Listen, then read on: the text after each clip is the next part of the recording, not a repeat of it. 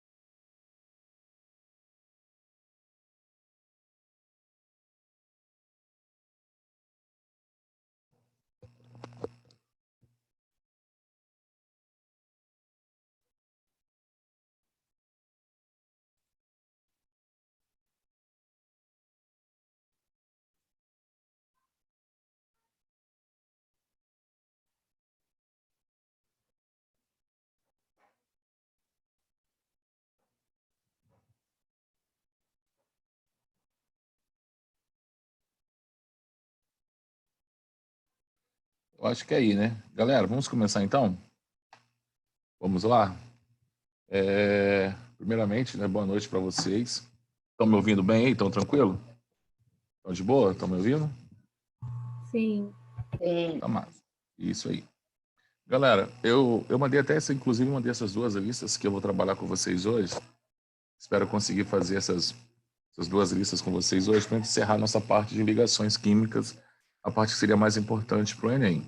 Preparei, na verdade, três listas, duas listas. Vou tentar trabalhar com vocês hoje. Não sei se eu consegui terminar todas, né? Apenas uma delas eu consigo fazer, mais da metade da outra.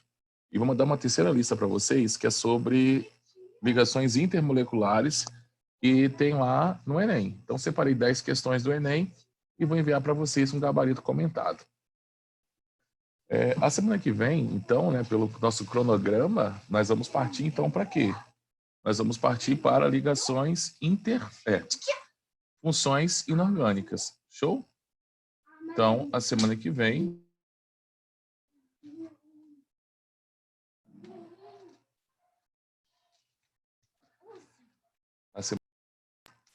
A semana que vem, nós vamos trabalhar com ligações, funções inorgânicas. Então, a gente começa, vou começar aí, óxido, vou começar por óxidos. Então, óxido, depois de óxidos eu vou para hidróxido, depois ácido, depois sais. Então, nomenclatura de funções inorgânicas. Então, a gente está no nível, teoricamente, está no nível bom. A gente volta lá para o nosso... Quando nós voltamos lá para o nosso calendário, nosso cronograma, né, que é o que nós estamos seguindo aí, bem próximo do que seria ideal.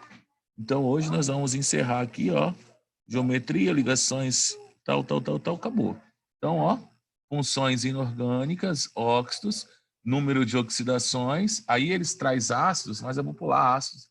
Vou fazer óxidos, hidróxidos, que são bases, depois ácidos, e por último, sais. Perfeito? Então, a gente vai trabalhar com isso aqui, ó, seguindo esse cronograma semana que vem. Então, ó, vou até assinalar aqui, ó. Então, semana que vem, óxidos e ácidos. Vamos falar um pouquinho de inox, número de oxidação, hidróxidos. Então, nossa ideia é trabalhar com isso aqui. Perfeito? Para eu falar de ácido e para eu falar de base, eu tenho que falar das teorias ácido-básico, né? Teoria de Arrhenius, de Brochet-Lowry e de Lewis. Falar sucintamente as teorias, mas a teoria de Lewis, por exemplo, depois eu tenho que voltar a falar sobre isso lá na orgânica um pouquinho mais com vocês. Show, galera. Então, ó, nós já estamos aqui, ó. Estamos aqui. Semana que vem fechamos essa parte. Aí nós vamos estudar depois reações químicas, balanceamento, reação de adição, essas coisas. Nós vamos estudar também numa semana, conseguimos terminar. Tá? Então, acho que nós estamos no ritmo aí, teoricamente, um ritmo bom. Dá para a gente concluir essa parte agora, né? A gente pensando aí desses problemas que estamos acontecendo, até que está no ritmo legal. Depois nós voltamos a ter nossas webconferências. Então, galera, vocês chegaram a dar uma olhada aí nos exercícios que eu mandei para vocês? Sim ou não? Fala para mim.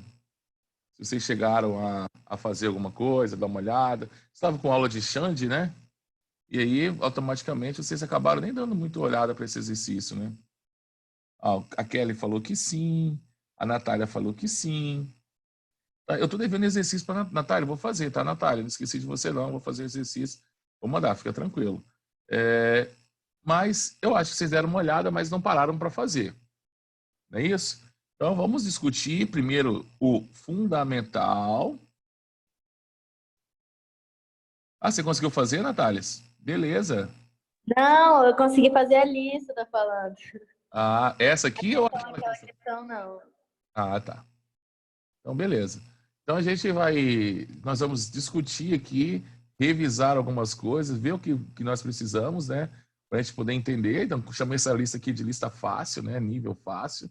Ah, professor, mas você está falando que é fácil. Não, mas assim, é o mínimo que eu preciso saber. Porque senão eu não consigo fazer as questões de nível Enem. Então, precisa começar com o nível easy, né? O nível easy, né? Bem fácil, bem teórico, e depois nós vamos ampliar os nossos conhecimentos. Show? Então, olha só, a primeira questão, olha só que bem trivial, ó. Bem curta, uma questão vestibular tradicional, ó. Ó, é molécula polar. Lembram o que precisa ser para ter uma molécula polar? Então, vamos lá, ó, letra A. Gente, vamos comigo. Toda vez que vocês observarem um hidrocarboneto, todo hidrocarboneto, ó, todo hidrocarboneto, ele é sempre apolar. Falou que é hidrocarboneto, só tem carbono e hidrogênio na molécula, já sabe. Opa, é apolar. Se ele é apolar, ele é lipossolúvel. Fechou? Então, letra A não pode ser. Professor, o dicloroetano, vamos lembrar da fórmula do dicloroetano. Todos vocês já tiveram química orgânica na vida de vocês, né? Ó. Então, vamos colocar aqui, ó, hidrogênio aqui. Vamos colocar hidrogênio aqui e vamos colocar um cloro aqui. Tanto faz, eu vou colocar um hidrogênio aqui, outro hidrogênio aqui e eu vou colocar um cloro aqui. Vocês estão vendo que essa molécula é uma molécula simétrica? Como assim, professor, simétrica? Se eu dividir essa molécula aqui ao meio, ó, esses dois lados são iguais. Então, moléculas orgânicas simétricas são também apolar.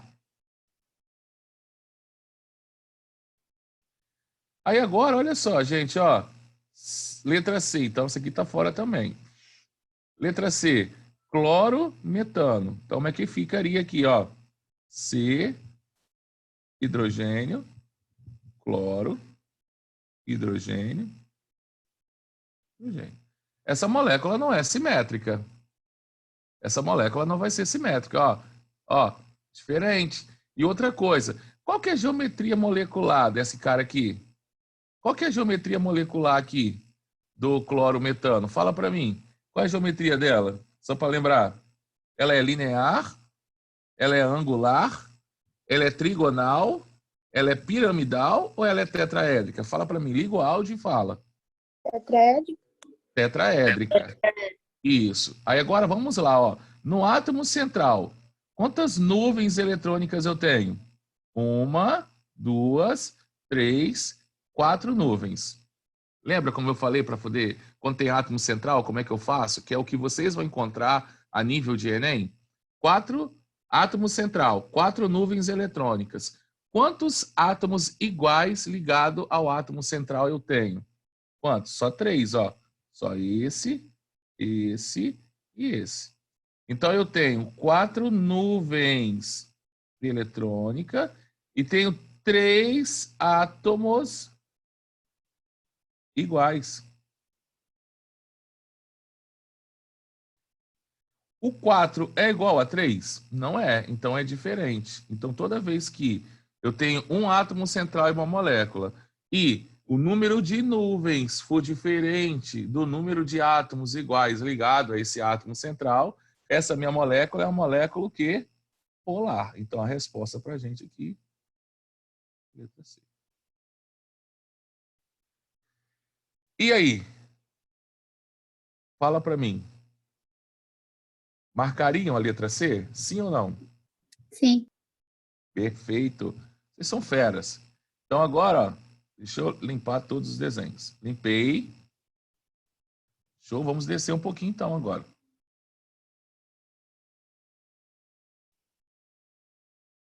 Questão número 2 agora. Show?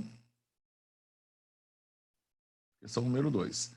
A luz azulada que brilha e se movimenta, vista às vezes em pântanos e cemitérios, resulta da inflamação, né, espontânea da fosfina, PH3, e outros gases liberados da matéria orgânica em decomposição.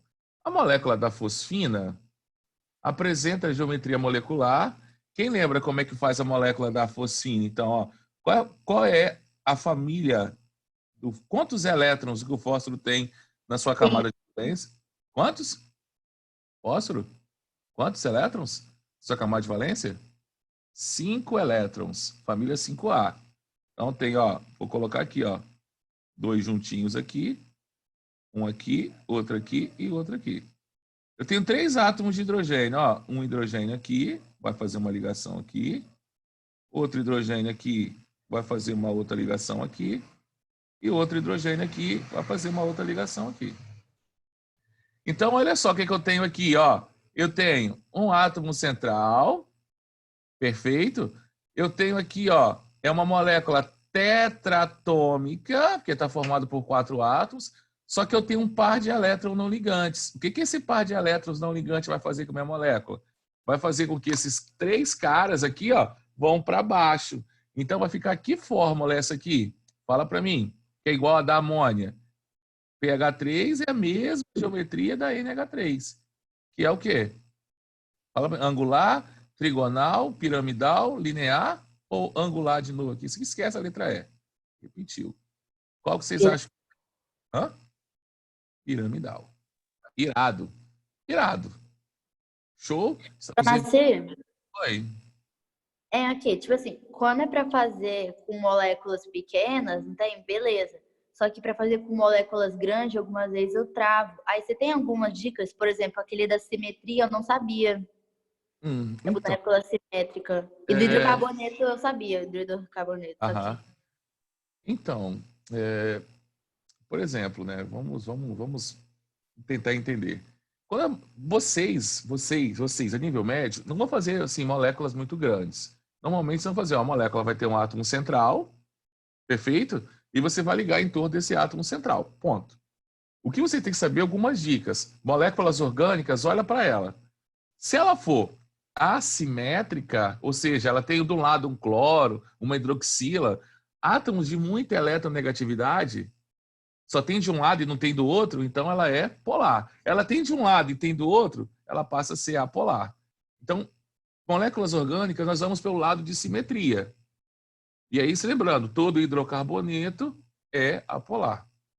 Por quê? É muito complexo você associar. Aí, qual é a dica que eu te dou para você saber se a molécula é polar? Tem até uma questão na outra folha para a gente fazer. Você olhou para a molécula orgânica, você está enxergando, ó, hidroxilas, cloretos, nitrogênios. Então, halogênios ou hidroxila e nitrogênio mostra regiões de alta eletronegatividade. Então, mostra regiões polares nessa molécula. Então, quer dizer que a molécula orgânica que tem esses grupamentos que eu disse, halogênios, mas que não sejam hidroxilas, nitrogênios, quer dizer que ela tem uma região polar. Então, quer dizer que ela pode ser parcialmente solúvel em água. Quanto mais hidroxilas eu colocar nessa molécula orgânica, mais solúvel eu torno ela em água, mais polar ela se torna. Perfeito? Então, é só uma dica, porque não tem como a gente fazer molécula muito complexa assim. Infelizmente, não vai ter. No nível superior, nós vamos usar programas e tal. A gente não vai ficar muito preso a isso aqui, não, tá? A gente usa programas, cálculos de orbitais, algo um pouco mais específico. Esse desenhozinho aqui é mais para a gente a nível médio. Tá? Vamos seguir, então. Vamos apagar aqui, limpar os desenhos. E vamos seguir agora, então, para nossa exercício número 3. De acordo com a de acordo com a teoria da repunção, que é que nós estamos estudando, né, gente? De acordo com essa teoria de repunção dos pares eletrônicos da camada de valência, os pares de elétrons em torno de um átomo central se repelem e se orientam para o maior afastamento angular possível. Então, quer dizer que quando eu tenho átomos, pares de elétrons não ligantes, eles se repelem muito. Então, eles vão empurrar os outros átomos, os outros orbitais ligantes, para longe deles. Então, quer dizer que ele faz. Agora ele pergunta para a gente o seguinte: ó, considere que os pares de elétrons em torno do átomo central podem ser uma ligação covalente simples, uma ligação dupla, uma ligação tripla, ou simplesmente um par de elétrons livres. Com base nessa teoria, é correto afirmar que a geometria molecular do dióxido de carbono é. Marca para mim aí. Vamos lá, qual é a geometria molecular do dióxido de carbono? Linear. Irado. E a molécula, ela é apolar. Rapaz, vocês estão fera demais, cara. Viu aí? Vamos pegar, vou pular essa lista, vou direto para a lista média já, tá? Nós temos a difícil também. A lista difícil é pertinho do Enem. Bicho, eu adoro fazer lista de exercício perto do Enem. Caramba, é bom demais. Vocês ficam assim meio desesperados, só que vocês têm conhecimento pra caramba. E é hora de eu organizar, né? Tipo, opa, ó, é por aqui, ó, é por aqui, ó, é por aqui. Vocês estão meio assustados com o Enem, vocês vão ver que vocês vão destruir na prova. Galera, vamos fazer a associação aqui na 4? Então começa lá. Aí, olha a merda, eu preciso saber nomenclatura, senão não faço a questão. E o Enem cobra nomenclatura também. Eu sei que é uma matéria que ainda nós vamos estudar. Semana que vem nós começamos a falar de nomenclatura. Importantíssima. Tá? E aí fala para mim, como é que é a fórmula do sulfeto de hidrogênio? Como é que é a fórmula do sulfeto de hidrogênio? Alguém lembra? Vamos colocar aqui na frente. E aí? Ó, H2. H2. Isso aí. E do dióxido de carbono nós já sabemos. CO2. Do fluoreto de sódio, NaF.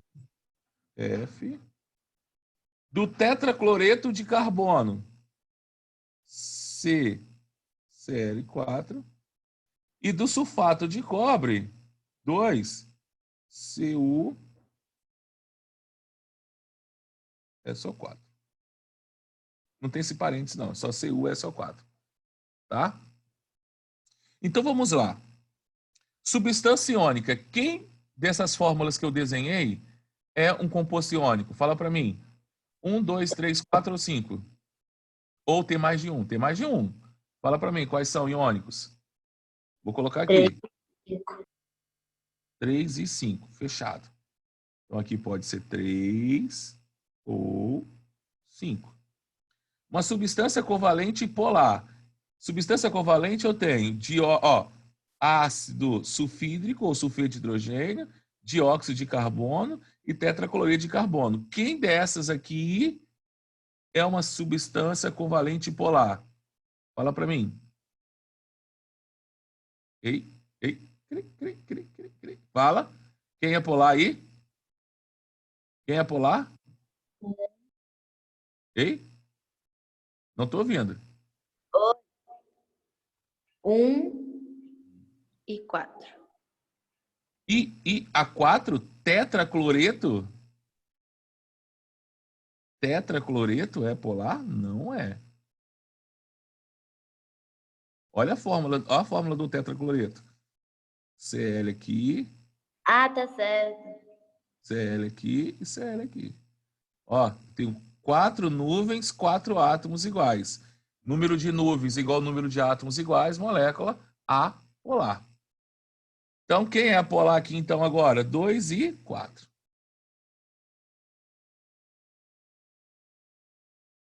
Então, aqui, ó, descendo aqui, então ficou quem então?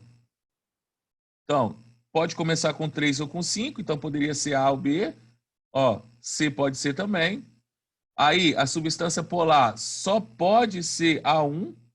Então, ó, só sobrou para a gente a letra B, que é a nossa resposta correta. Então, nossa resposta correta, letra B. Suave? Vamos mais um pouquinho, hein? Se não tiver entendo, pede para parar.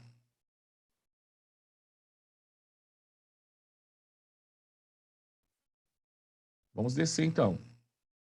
Depois nós vamos para uma lista um pouquinho mais complexa. Galera, olha aí uma questão número 5 aí. Considere os hidretos formados pelos elementos do segundo período da classificação periódica e as suas respectivas geometrias moleculares indicadas. Então, eu tenho lá, ó, o hidreto de berílio, seria a molécula linear. O BH3, hidreto de boro, que seria trigonal. CH4, que é tetraédrica, e NH3, que é piramidal, H2O é angular e HF é linear. Quais dessas substâncias são mais solúveis? Olha só que eu estou perguntando aqui, ó. Solúveis em benzeno. Aí eu pergunto para vocês aqui, ó. Perguntar para vocês. O benzeno é formado só por carbono e hidrogênio. Então ele é um composto o quê? Apolar. Apolar. Semelhante. Dissolve semelhante. Então tem que olhar para essas moléculas aqui, ó, e saber quais delas são apolares. Show? Então vamos lá, hein? Quem é apolar aqui? Fala para mim. Começa aí. Hidreto apolar, Apolar. hidreto de berílio, boro Aham. e metano. E metano. Então, qual a alternativa correta para a gente aqui, então? Letra C. Isso aí, isso aí. Galera, uma pergunta aí, cara. Vocês me falaram, o Danilo falou bem assim comigo. Jonaci, caralho, os molecados tá ruim pra caramba Acabou? É só 5 que eu coloquei? Só 5, né? Foi só 5 mesmo que eu coloquei? É isso mesmo? Tem certeza que não tem mais? Caralho, acabou. Então, vou fechar aqui, ó. Vou limpar e vou agora para nossa lista aí, que agora o nível vai aumentar. Agora nós vamos aumentar. Agora, como diz meu amigo agora, o sarrafo agora vai aumentar. Então vamos lá para nossa lista 2. Essa aqui é a lista 1. Deixa eu pegar aqui a minha lista 2. Ligações químicas. Lista 2. Essa aqui é massa, hein? E agora, galera, vamos para o nosso nível médio, né? Então, já que eu já sei muitas coisas, agora eu preciso juntar isso em situações problemas. Vocês perceberam que lá não tinha situação problema para a gente resolver, não. Lá era assim, eu sei, pá, não sei e tal. O que é isso? O que é aquilo? O que é isso? Vestibular tradicional. Agora a gente começa a pegar vestibulares agora mais encorpados, vestibulares que exigem para a gente uma interpretação, que coloca para a gente uma situação do cotidiano, né? Que eu preciso juntar o que eu sei para fazer a interpretação da situação problema. Agora é outros 500. Show? Então vamos lá. Ó, estudos realizados nos últimos anos mostraram que a celulose é um ótimo composto para a remoção de poluentes em ambientes aquosos. Corantes têxteis, quando destacados em sistemas aquáticos, podem causar grande malefício para a saúde humana, além de conferir à água características visuais e organolépticas diferentes, inviabilizando seu consumo. Observe duas formas distintas de interação entre um fragmento de celulose e um fragmento do corante durante o processo de remoção desse corante. Então, vamos entender aqui o que aconteceu. Vamos entender o que está acontecendo aqui. Então, olha só. Eu posso eliminar esse corante de duas maneiras. Então, aqui o esquema 1 e aqui o meu esquema 2. No meu esquema 1, olha o que está acontecendo. Ó, a celulose ela tem uma hidroxila aqui, tá vendo? Ó, o que está acontecendo aqui? Ó, em meio alcalino, essa minha hidroxila aqui, ó, ela está liberando esse íon H+, aqui, ó, está liberando. Esse íon H+, se junta com esse Cl-, que vai sair daqui, e vai formar para a gente, olha só, HCl. Tá vendo que no lugar desse cloreto aqui, o que entrou? Esse oxigênio e a celulose. Olha aqui, ó. Que tipo de ligação é essa aqui entre esse fragmento da celulose e a corante. Que ligação é essa? Fala para mim. É uma ligação iônica? É uma ligação metálica? É uma ligação covalente? É de polo de polo? É de polo induzido ou é uma ligação de hidrogênio? O que eu tenho aqui entre a celulose e meu corante? Fala, que eu quero ouvir. Fala. Hoje é quinta-feira, vocês precisam participar. Fala. Ei, ei, ei. Ei, gente. Todo mundo subiu? Ninguém está me ouvindo mais, não? Ei. Oi. Galera.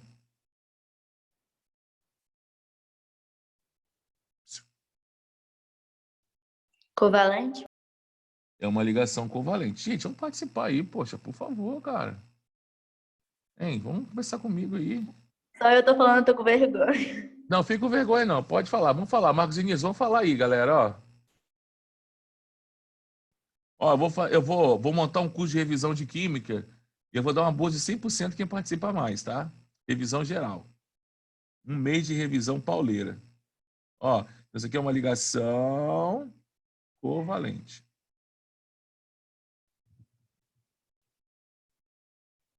É uma ligação covalente polar ou apolar essa ligação? A ligação, não o composto. É uma ligação covalente polar. Carbono e oxigênio têm eletronegatividades diferentes. Agora, olha o 2 que aconteceu. Tá vendo que esse meu cloreto ele não saiu, ele continuou aqui. Olha só, cara, o nitrogênio ele faz quantas ligações? Qual a família do nitrogênio? Não é 5A? Ele não faz 3 ligações? As 3 ligações do nitrogênio tá aqui, ó. 1, 2, 3. Então quer dizer que essa ligação aqui, galera, ó, essa ligação aqui, ó. Essa ligação aqui, gente, não é uma ligação interatômica, não. É uma ligação intermolecular. Ponte. E isso porque o nitrogênio já completou suas ligações. Já completou. Então, olha só o que está acontecendo agora. Deixa eu desligar aqui para descer. Então, olha só, gente. A partir dos esquemas 1 e 2, é possível afirmar que a remoção do corante ocorre através da formação de uma ligação covalente em um e uma interação do tipo... E aí? E aí? E aí? Fala para mim. Fudeu, né? D ou B? Cri, cri, cri, cri, cri, cri, cri, cri, cri, cri, cri, cri, cri, cri, cri, cri. Marcos Vinícius falou que é ligação de hidrogênio. A galera tá falando que é ligação de hidrogênio. E aí, gente? O que eu quero saber? Eu quero saber de vocês. Eu quero saber de vocês. O que eu tenho aí? Quero saber de vocês o que eu tenho. Ponte de hidrogênio, Por que seria uma ponte de hidrogênio? porque é intracelular. Não, mas não tenho só ela, né? Eu tenho tantas outras. Ah, porque é um elemento com hidrogênio. E é do FON lá. Bom. Tá, mas olha só. Lembra que nós falamos que a ligação de hidrogênio ela ocorre quando o hidrogênio de uma molécula se interage com o elemento da outra, eletronegativo da outra? Lembra que nós dissemos isso? Ou não lembram disso mais? Lembram ou não lembram? Sim. Isso aí. Agora nós vamos para o segundo detalhe agora, que é outra coisa importantíssima agora. Aí agora eu quero saber se o hidrogênio de uma molécula está ligando com o átomo eletronegativo da outra. E vice-versa. Está acontecendo isso? Sim. Então, vamos fechar na letra D? Vocês adoram marcar a letra D, né? Ou não gostam de marcar a letra D? O Enem sabe que vocês gostam de marcar a letra D. O Enem sabe que vocês não conseguem marcar a letra A. O Enem adora, fala assim, rapaz, essa galera não gosta de marcar, não. Todo mundo só marca letra D, né? Mas, voltando ao nosso esquema, cadê? Voltando ao nosso esquema, então vamos escrever aqui, vamos lá. Cadê? Escrever aqui. Como é que eu escrevo aqui essa parada?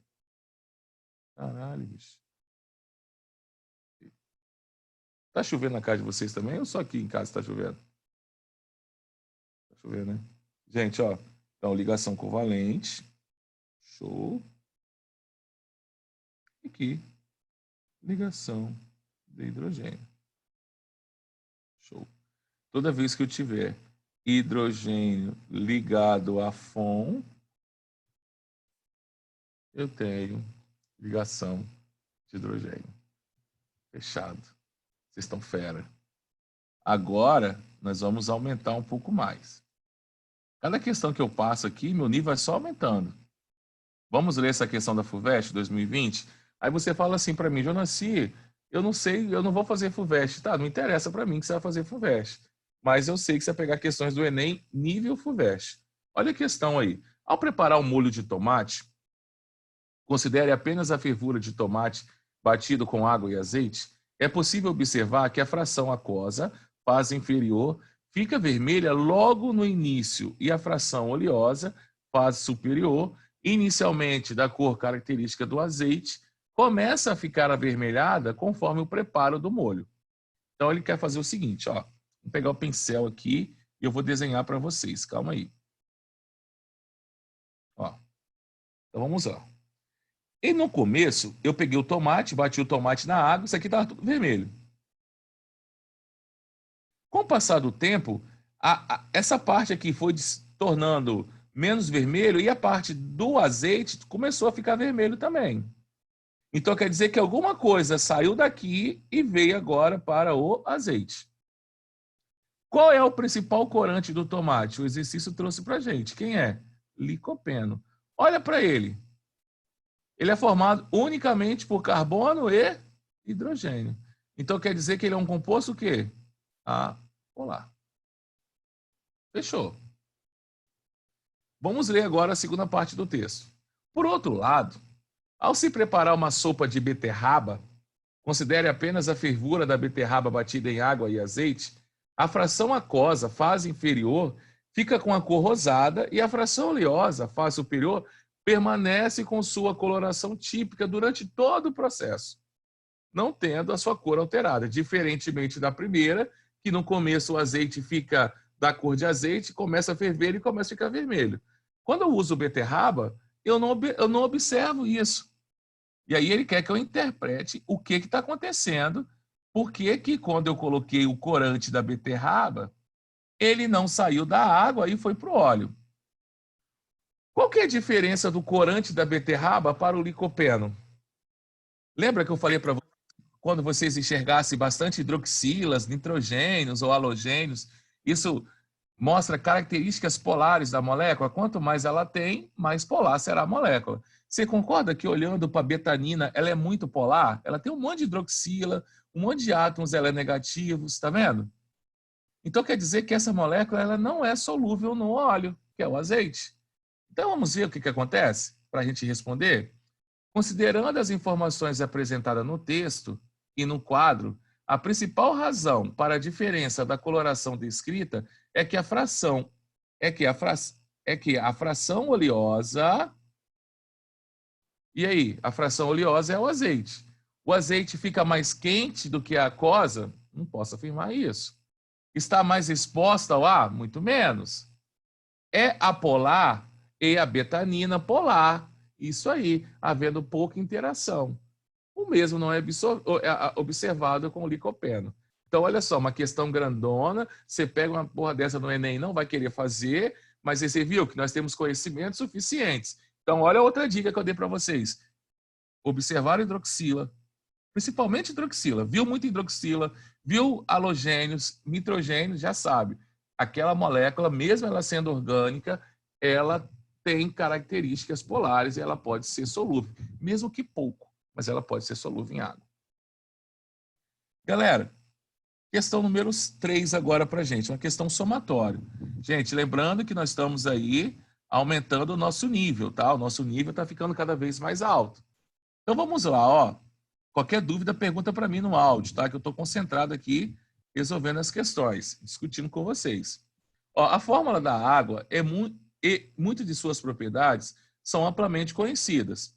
A água, considerada um solvente universal, é fundamental para a existência da vida e compõe uma porção significativa do nosso planeta. Sobre a água e suas características, é correto afirmar que, devido ao caráter covalente das ligações entre oxigênio e hidrogênio na água, ela é incapaz de solubilizar compostos de elevado caráter iônico. É verdade isso? Eu não consigo dissolver composto iônico na água? Não, é falsa. Eu consigo. Iônico é polar também. É isso aí, iônico também é polar. 2. A água é capaz de interagir por ligações de hidrogênios com substância como cloreto de sódio. Ela consegue? Cloreto de sódio? Fala para mim. Como é que é o nome de interação entre a água e o cloreto de sódio? Como é que é o nome da interação? Fala para mim, quem lembra? Ei, ei, fala. Íon dipolo. Então não é ligação de hidrogênio, então também é falsa. 4. Ao colocar uma garrafa com refrigerante no congelador, é possível que ela se rompa, pois a água passa por uma expansão de volume entre 0 a 4 graus Celsius. E aí, verdade ou é verdadeiro ou é falso isso? Fala para mim. Ei, ei, ei, ei, ei. Dilatação anômala da água. Eu dei essa aula. Isso aí, eu dei essa aula para vocês, hein, gente? Pelo amor de Deus. 8. A água não é capaz de interagir com substâncias de alta massa molecular, que possui grupos. Viu que eu já lembra de cima? Quanto mais hidroxilas, maior a solubilidade dela em água. Então, isso aqui é falso. Não vou nem acabar de ler. 16. Sobre condições atmosféricas idênticas, ao adicionar sal de cozinha à água para o cozimento de macarrão, a água entrará em ebulição em uma temperatura superior à água pura. Verdadeiro. Como é que é o nome dessa propriedade aí? Do aumento do ponto de ebulição pela adição de um soluto não volátil? Como é que é o nome dessa propriedade aqui? Cadê vocês aí que estudaram química aí? Fala para mim. Qual que é o nome? Marcos, fala para mim, qual que é o nome? Desse aumento do ponto de ebulição ocasionada pela adição de um soluto não volátil. Quero saber. Fala aí para mim. Não vai falar. Vocês estão mudos hoje. Estão cansados, só pode.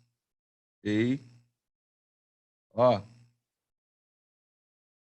É uma propriedade coligativa chamada de ebulioscopia. A adição de um soluto a um solvente aumenta a sua temperatura de ebulição. Perfeito? O cozimento de alimento em água aquecida em uma panela de pressão é acelerado, porque a água converte-se abundantemente em... Nada a ver. Nada a ver. Isso é fora. O cozimento é mais rápido porque o aumento da pressão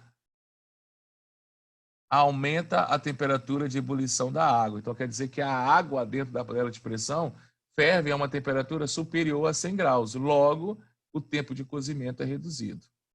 64.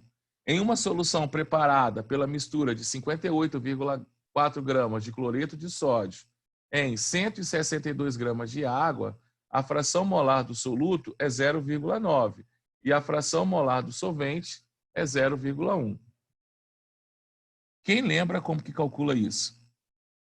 Se vocês lembrarem, eu não vou calcular. Agora, se vocês falarem que não lembram, eu vou calcular. Quem lembra como que calcula a fração molar? Ei? Não, não lembro. Não lembra, né? Então, vamos calcular? Deixa eu limpar tudo aqui. Então, ó. Gente, aqui tem uma parte branca aqui, maneira para a gente calcular isso aqui, então. Vamos calcular, ó. Eu vou chamar de N1 o número de mols do meu soluto e vou chamar de N2 o número de mols do meu solvente. Perfeito? Então, ó, aqui, ó, a fração molar de 1 vai ser igual ao número de mols do meu soluto dividido pelo número de mols total da minha solução. Como é que eu calculo o número de mols de qualquer coisa? A massa que eu tenho dele lá dentro, dividido por sua massa molar. Eu vou colocar assim, um M maiúsculo de massa molar. Então, vamos calcular quem é meu soluto, quem tem menor quantidade. Então, no caso aqui, ó, é o 58,4. Então, ó, 58,4 dividido pela massa molar do cloreto de sódio. 23 mais 35,5. Ele me deu essa fração molar? Ele não me deu, né? Mas vamos colocar aqui, ó. Então, 23 mais 35 vão dar 58. Aproximadamente, né? Deu lá em cima. Deu lá em cima? Ele deu quanto? 35,5 ou 35,4? 35,5 e 22,9. Então vai dar 4 aqui. Então aqui vai dar o quê? Aproximadamente igualmente a 1.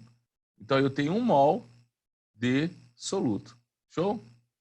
Para a água, qual que é a massa da água que eu tenho lá dentro? Ó, então, ó, massa que eu coloquei dividido por sua massa molar. Então, ó, número de mols da água, que é o meu solvente, vão ser 162 dividido por 18. Que a massa molecular da água vale 18. Então, isso vai dar quanto? 7, 8, 64, 9 mols. Então, eu tenho 1 mol de soluto e 9 mols de solvente. Então, qual é a fração do molar? Fração molar do meu soluto. 1 mol de soluto dividido em 10 mols de solução. Que vão dar de solução total, tá? Esses 10 é a soma dos dois. Então, vão dar 0,1.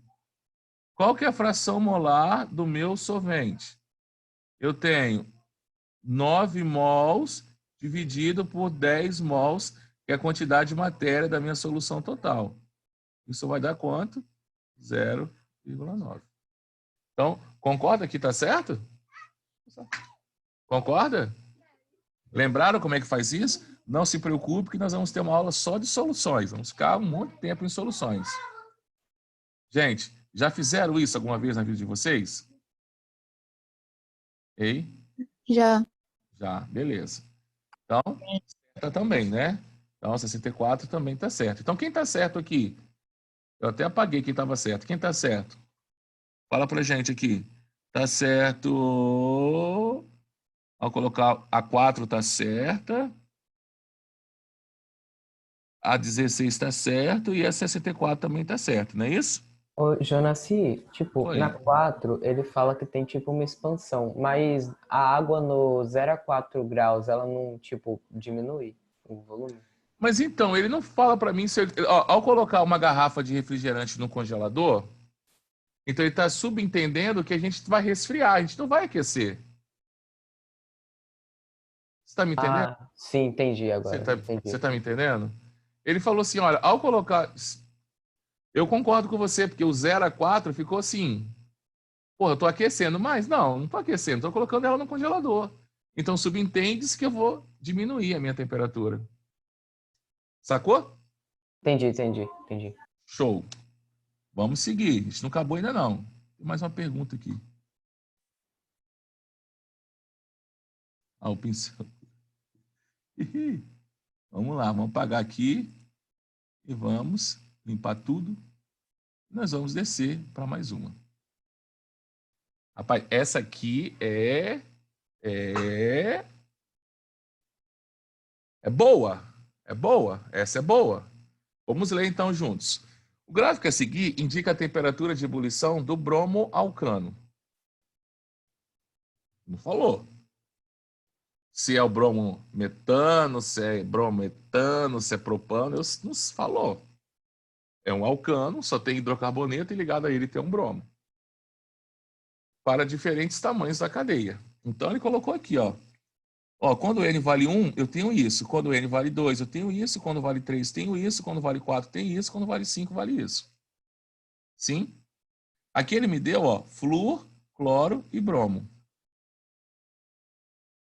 Aí olha só o que ele falou para a gente. Considerando as propriedades periódicas dos halogênios, a alternativa que descreve adequadamente o comportamento expresso no gráfico da temperatura de ebulição versus o tamanho da cadeia carbônica para os flúor, ele chamou de fluoalcanos e iodetos alcanos. Galera, fala para mim aí. O que vocês acham? Que merda que vai acontecer aí?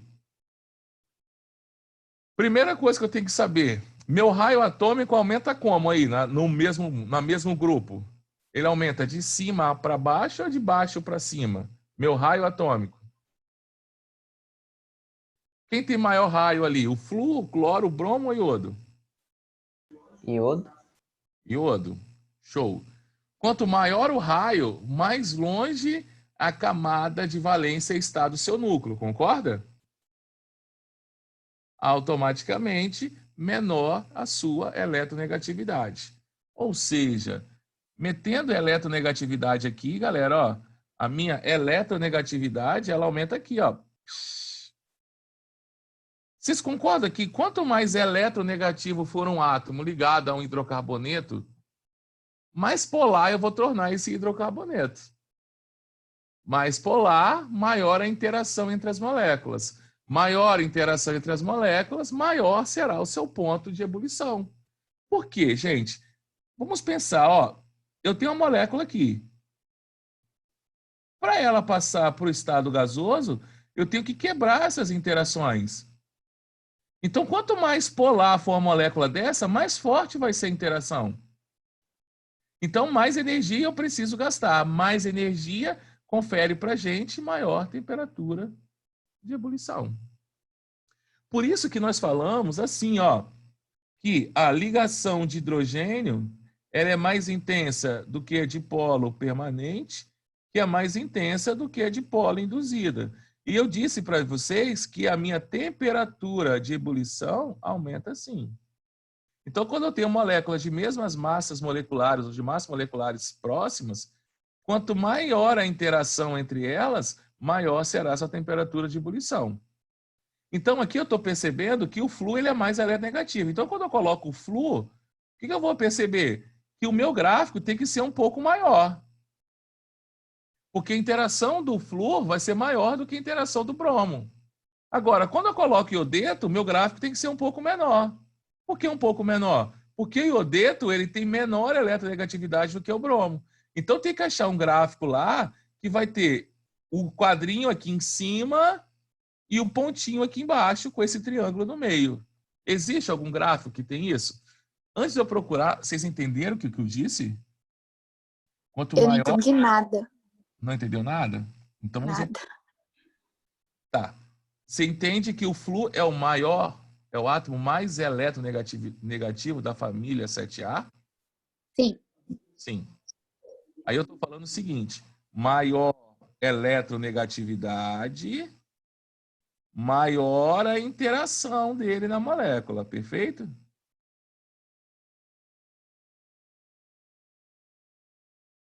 Maior interação, maior temperatura de ebulição dessa molécula. Então, quem é o mais eletronegativo de todos? O flúor. Então, quer dizer que o flúor vai conferir àquela molécula orgânica uma interação entre as moléculas. Então, eu vou ter uma molécula orgânica aqui e eu vou ter outra aqui. Então, ela vai ter um flúor aqui ligado aqui, ó. Aqui. Então, esse flúor aqui vai fazer com que essa parte da molécula fique negativa e essa fica positiva. Quanto mais maior a eletronegatividade entre esses átomos, maior vai ser esse polo negativo, que vai atrair um polo positivo da outra molécula. Então, aqui eu vou criar uma interação. Aí aqui vai ter outro flúor, que vai ter um polo negativo aqui, que vai interagir com uma outra molécula orgânica. Então, essas interações entre moléculas e moléculas vão ficar mais intensas quanto mais eletronegativo for esse átomo aqui, que está ligado a esse alcano. Como o flúor ele é mais eletronegativo, a temperatura de ebulição para um carbono vai ser maior aqui. Então, vou colocar aqui, ó, bolinha aqui. Com 2 vai ser um pouquinho maior. Com 3 vai ser um pouquinho maior. Com 4 vai ser um pouquinho maior.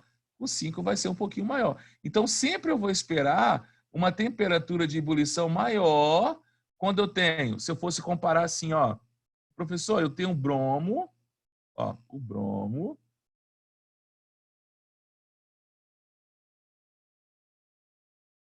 O bromo metano e eu quero comparar com bromo com flúor, desculpa, flúor metano.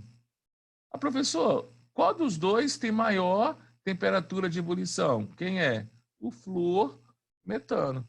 Por que, professor, que o flúor metano tem maior temperatura de ebulição? Porque o flúor ele é mais eletronegativo do que o bromo. Logo, ele vai conferir essa molécula aqui uma polaridade maior. Maior polaridade, maior interação. Maior interação, maior temperatura de ebulição. Sim? Claro ou não? Sim. Obrigada. Show. Aí agora, gente, ó, quando eu vejo aqui, existe algum gráfico que tem aqui, ó, quadrinhos aqui em cima e bolinha aqui embaixo? Tem algum? Fala para mim se tem. Letra. Oi? Tem?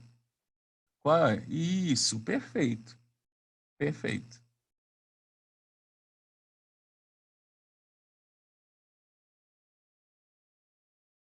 Isso aí. Não, não seria a letra C, não, ó. Olha aqui, ó. Quem riscou a letra C aqui? É a letra C? É quadrinhos em cima, bolinha embaixo. Isso aí. Letra C, verdade. Quadrinhos em cima, é um que tem quadrinhos em cima, bolinhas embaixo. Isso aí. Isso aí. Quadrinhos e bolinhas. Alguém falou aí? Não, fica tranquilo. Eu apago aqui. Tá? Eu apago. Não se preocupa com isso, não. Eu limpo tudo, ó. Limpa tudo. Deixa comigo. Beleza, galera?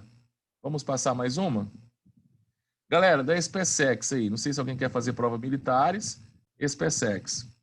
Ó, quando ocorre a combustão completa de quaisquer hidrocarbonetos, a produção de compostos gás carbônico e água.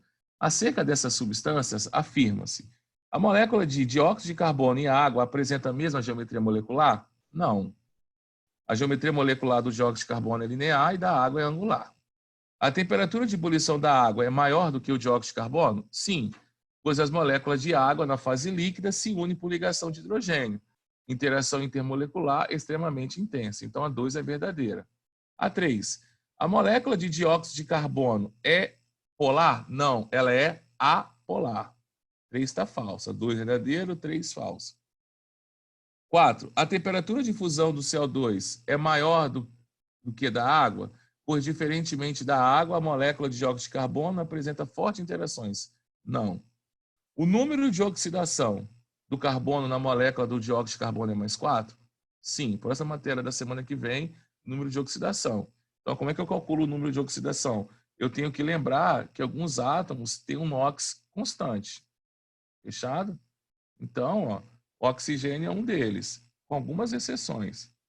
Então, ó, como eu tenho carga do oxigênio 2-, então eu vou fazer isso na molécula. Eu vou dividir a molécula ao meio. Então, 2 vezes 2-, vão dar o quê? -4. Então, como essa molécula aqui não é um íon, ela está neutra, então aqui tem que dar o quê? +4.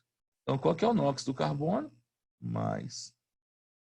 Então, a resposta certa para a gente, 2 e 5.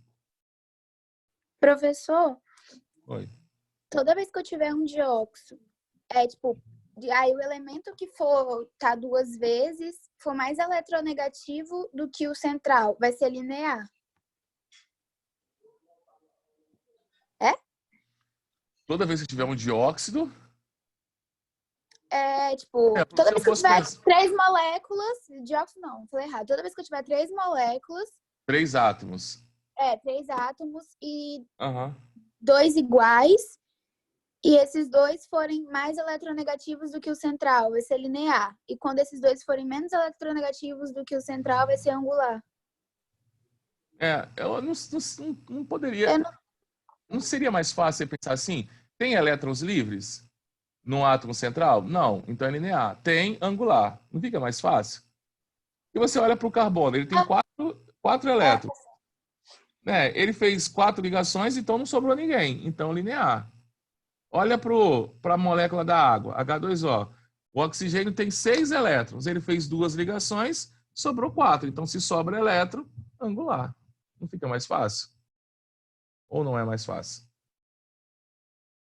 É mais fácil. Fica. Fica, né? Então, show. Jonaci, Oi, fala. é rapidinho, uma coisa fora de contexto. O sorrisal, quando entra em contato com a água, é reação química, né? Sim, na realidade ali eu tenho uma reação de decomposição. Sai gás, eu acho. Por Isso, isso é uma reação de decomposição. Uma reação de decomposição. Normalmente ali eu tenho bicarbonato de sódio, sais de fruta, ele se decompõe e das substâncias que ele forma é o dióxido de carbono, CO2. Tá? Galera, então vamos lá, vamos continuar aí. Estamos aí, daqui a pouco a gente acaba. Eu deixo umazinho se puderem tentar fazer em casa. Vamos fazer essa aqui, aí eu deixo a 7, a 8, a 9 e a 10 para vocês tentarem fazer em casa. São 9h30, né, para vocês poderem não dormir tarde hoje de novo. Vou fazer a última, hein? Gente, a US Food Droga, né, lá dos Estados Unidos, está avaliando o pedido de legalização da pretomanida, um novo candidato a fármaco para o tratamento de tuberculose. A pretomanida seria usada em combinação com a betaquilina e a linezolida para tratar pacientes com tuberculose de resistência múltipla ou extensa. A pretomanida foi desenvolvida pela TB Alliance, uma organização global para fins lucrativos dedicada ao avanço do desenvolvimento do fármaco contra a tuberculose. Então, foi da onde que eu tirei aqui, da onde que o exercício tirou, de uma revista, Química e Novas Engenharias, da Chemical Society, Washington, Estados Unidos. Beleza. A estrutura da betaquilina e da pretomanida são fornecidas abaixo. Está aqui as duas estruturas. Sobre o assunto, e com base nas informações acima, é correto afirmar que, gente, isso aqui não tinha massa molar. Eu coloquei para a gente não gastar tempo de fazer. Na realidade, ele deu as massas atômicas, então você tinha que contar essa porra todinha aqui, chegar à forma molecular e chegar... Aqui é só 555,5. Eu coloquei. Aqui é vírgula, coloca uma vírgula aí quando vocês forem imprimir. Não se esqueçam disso, ó. E aqui, ó, tem uma vírgula. É 555,5. Tá? Eu coloquei um 5 a mais. Então, isso não tinha, eu coloquei só para tornar a questão um pouco mais rápida. Então, a questão ia levar muito tempo e não é nosso objetivo agora. Aí ele fala assim, ó, a molécula de pretomanida é apolar, porque possui em sua estrutura apenas ligações entre átomos com eletronegatividades semelhantes. Então, vamos lá, gente. Essa molécula aqui, ela é apolar? Olha o cargas aparecendo, olha átomos eletronegativos, tá vendo? Olha halogênios. Então, ela não é uma molécula apolar. Bom, perfeito? A1? Tá claro isso para vocês? A1? Já discutimos isso nessa aula, tá? 2. A molécula da bretomanina é homogênea, insaturada e de cadeia ramificada. Vamos ver essa molécula?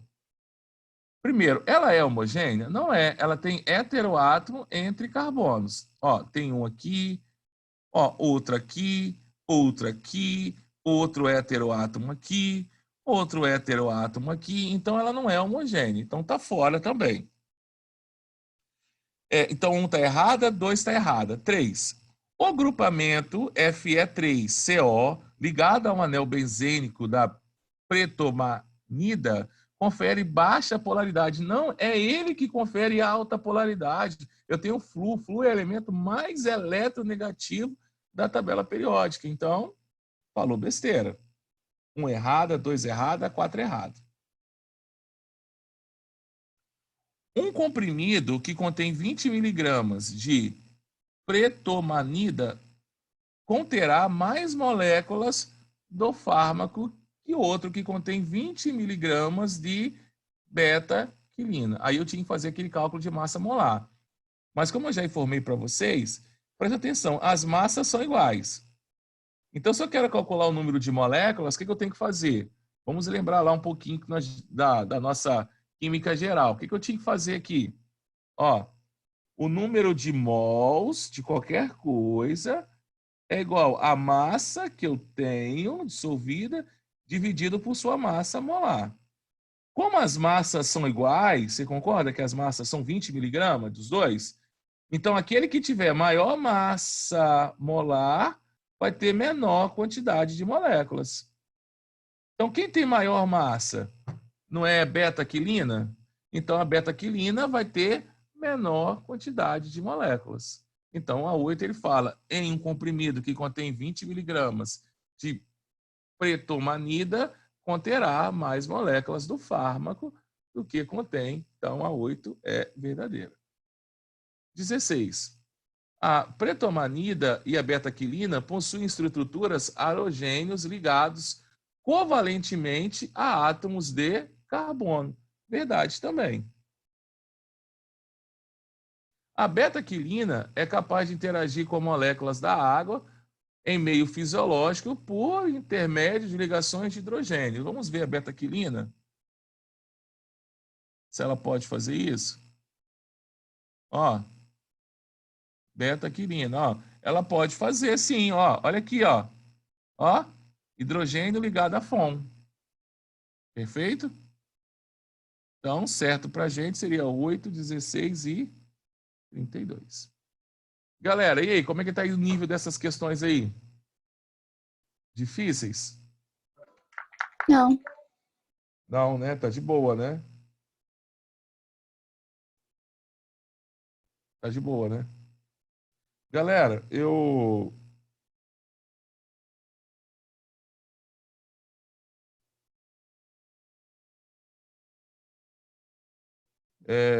acho que tá bom por hoje, né? Eu acho que nós estudamos pra caramba.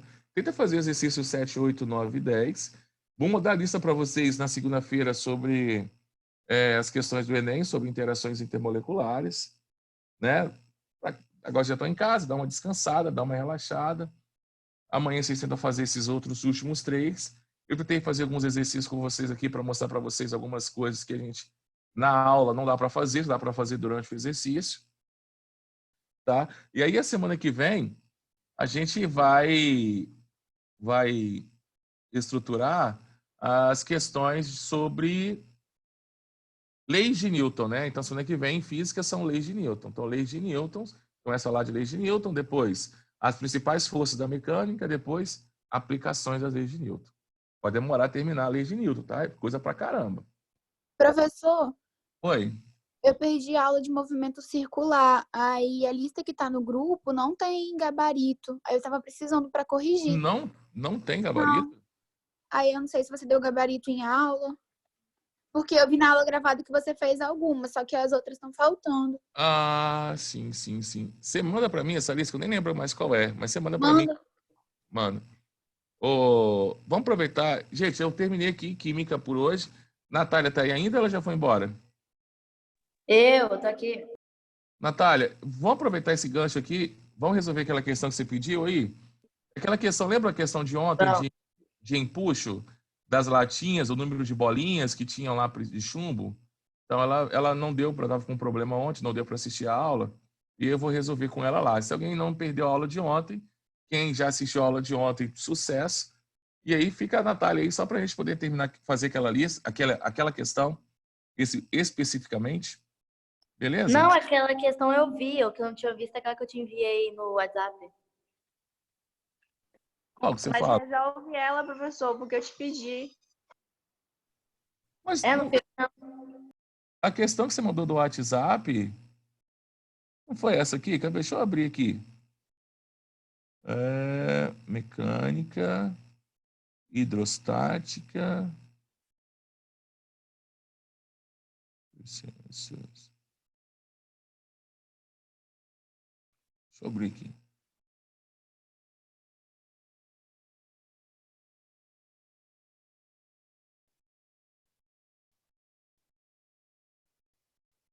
Não, essa lista aí eu fiz com algumas questões que eu fui achando na internet. Uhum. Aí eu tirei foto pra você enviar no WhatsApp. Mas não tá nessa lista, não. Não tá nessa lista, não? Ah, você tirou da internet essa questão. Você tem ela aí? No WhatsApp, né? Você mandou pro WhatsApp. É, Deixa eu ver se eu consigo abrir meu WhatsApp aqui. Deixa eu primeiro... Deixa eu apagar primeiro isso aqui.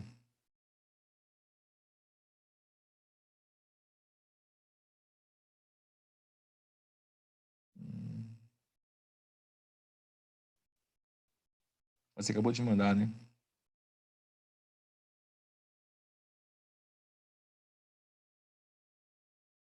É essa aqui, né? Da PUC? É isso mesmo? Ei, isso. é essa aqui. Vou ter que fazer download dela para ficar melhor. Acho que ela não mexe, não. Uma piscina contém 2.000 litros. Ah, essa aqui é de calorimetria, não é? Sim. Ah, tá. Beleza.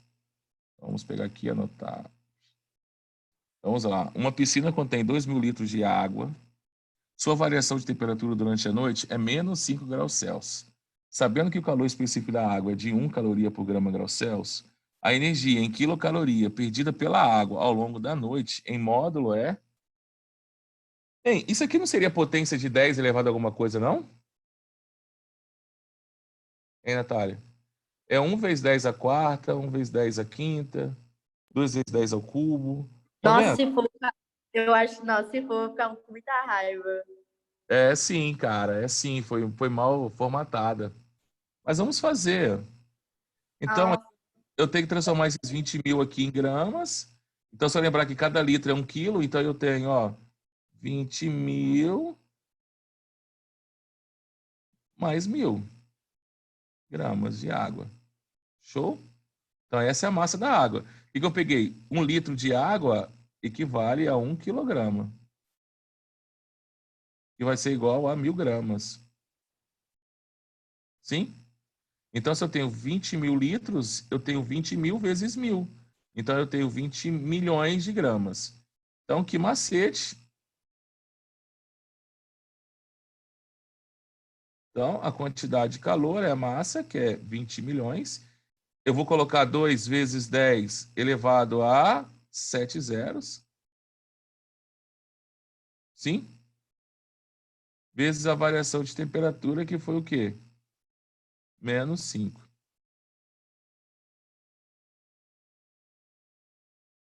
Perfeito? Então, vai ser 10, 10. 5 vezes 2 é 10. Vezes 10 elevado a 7. Então, aqui seria aproximadamente 1 vezes 10 elevado a 8. E aqui não teria uma alternativa condizente com essa questão aqui não, tá? Energia... Ah, em quilocaloria. Opa! Quilocaloria. Então, aqui eu estou em caloria.